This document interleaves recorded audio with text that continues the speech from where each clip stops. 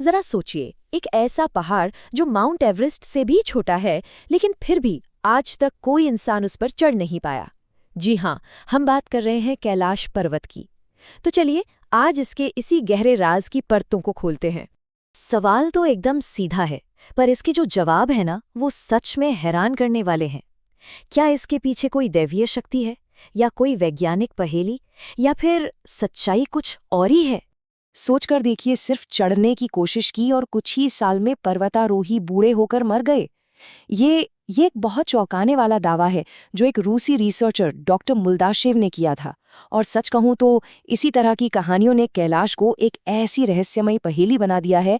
तो ठीक है, सबसे पहले उन्हीं अजीब और वायरल दावों की पड़ताल करते हैं जिन्होंने कैलाश पर्वत को इतना रहस्यमयी बना दिया है। एक टाइम मशीन, दूसरी दुनिया का दरवाजा, इंसानों का बनाया हुआ एक खोखला पिरामिड। मतलब सुनने में ये दावे किसी साइंस फिक्शन फिल्म की कहानी जैसे लगते हैं ना?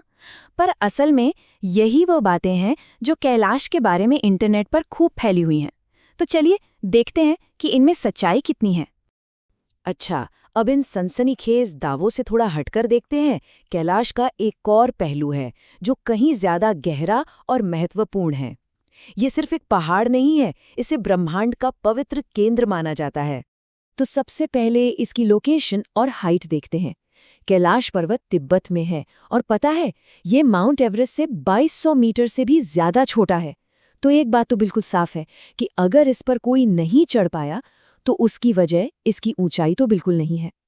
और इसकी अहमियत इसलिए भी है क्योंकि ये सिर्फ एक पहाड़ नहीं, बल्कि चार बड़े धर्मों, हिंदू, बौद्ध, जैन और बोन की आस्था का केंद्र है। सोचिए, हर धर्म इसे किसी न किसी रूप में बेहद पवित्र मानता है। किसी के लिए ये भगवान का घर है, तो किसी के लिए स्वर्ग का रास्ता। देखिए, इसका महत्व सिर्फ आध्यात्मिक ही नहीं है। कैलाश को तो एशिया की जीवन रेखा भी कह सकते हैं। क्यों? क्योंकि यहीं से सिंधु और ब्रह्मपुत्र जैसी विशाल नदियां निकलती हैं, जो करोड़ों लोगों को पानी देती हैं। और इतना ही नहीं, इसके पास दो बहुत ही खास झीलें भी हैं। एक मीठे पानी की पवित्र मानसरोवर और दूसरी खारे पानी वाली राक्षसताल। तो ठीक है, हमने मिथक भी देख लिए और पर्वत की असल अहमियत भी समझ ली। अब वक्त है इन दोनों को आमने सामने रखने का। चलिए एक एक करके इन दावों की सच्चाई को परखते हैं। तो सबसे पहला और सबसे बड़ा दावा, क्या कैलाश को इंसानों ने बनाया है, एक पिरामिड की तरह? विज्ञान कहता है बिल्कुल नहीं। इसका जो ये पिरामिड जैसा आकार है ना, वो हजारों सालों से ग्लेशियर के खिसकने और कटाव की वजह से बना है। ये एक नेचुरल प्रोसेस है, ठीक वैसे ही जैसे यूरोप के मैटरहॉर्न पर्वत का आकार बना। तो ये कुदरत की कारीगरी है, इंसानों की नहीं। अच्छा, और वो जो 6666 किलोमीटर वाली थ्योरी है, उसका क्या? सच तो ये है कि जब इसे असल में नापा गया तो पता चला कि ये नंबर ही गलत है। उत्तरी ध्रुव से इसकी असली दूरी लगभग 6714 किलोमीटर है। मतलब ये नंबर सिर्फ सनसनी फैलाने के लिए हैं, इनका सच्चाई से कोई वास्ता नहीं है। अब बात करते हैं उन दो झीलों की। एक का पानी मीठा, दूसरी का खारा। तो क्या ये सच में देवी देवताओं और राक्षसों की वजह से है? नहीं, इसका कारण भी पूरी तरह से वैज्ञानिक है। देखिए, राक्षस ताल एक बंद झील है, मतलब उसका पानी कहीं बहकर नहीं जाता। तो होता यह है कि पानी तो भाप बनकर उड़ जाता है, लेकिन नमक और मिनरल्स वहीं रह जाते हैं। और सदियों से ऐसा होते होते उसका पानी खारा हो गया। सिंपल। और अब आते हैं सबसे सनसनीखेज दावे पर, कि कैलाश के पास समय तेजी से चलता है और लोग बूढ़े हो जाते हैं। देखिए, फिजिक्स के नियम बहुत साफ हैं। समय की रफ्तार पर असर डालने के लिए या तो जबरदस्त गुरुत्वाकर्षण चाहिए, जैसे किसी ब्लैक होल के पास, या फिर प्रकाश के बराबर की गति। कैलाश पर्वत के पास इन दोनों में से कुछ भी होने का आज तक कोई सबूत नहीं मिला है। तो सवाल उठता है कि ये सारी कहानियां आखिर आईं कहां से?